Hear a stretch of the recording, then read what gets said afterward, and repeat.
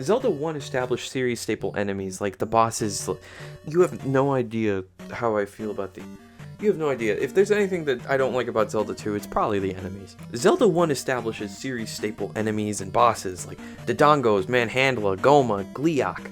You know, and some of them have returned in future entries. That's why I call them series staples. Zelda 2, however, I mean, aside from enemies that return from Zelda 1 and 2, this game has the most amount of enemies in a Zelda game that don't appear in future iterations. Correct me if I'm wrong in the comments, please, because I am unsure, but I really don't remember the last time I've seen, like, a Geru, right? This is like the precursor to a Lizalfos or a Daimoniphos or something, I don't know. The Iron Knuckle is a new, like, enemy that appears in a future game. It also has its cousin, the Dark Nut.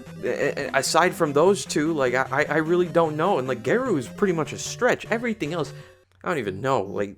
I don't hate these enemies, but it bothers me that there's kind of like, in a sense, wasted potential where these could have been reused or reworked in a future game in a sort of way, you know? The final boss is Zelda 2, though.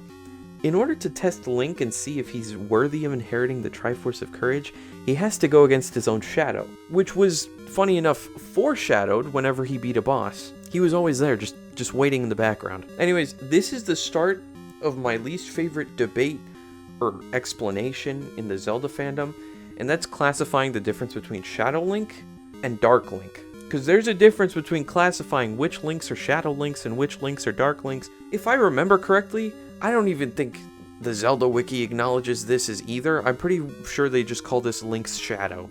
So this is like a third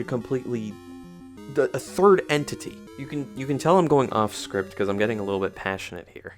Enemy rant aside, after Link collects the final pieces of the Triforce, he awakens as sleeping Zelda, and the curtain falls both metaphorically and literally on this chapter of Hyrule.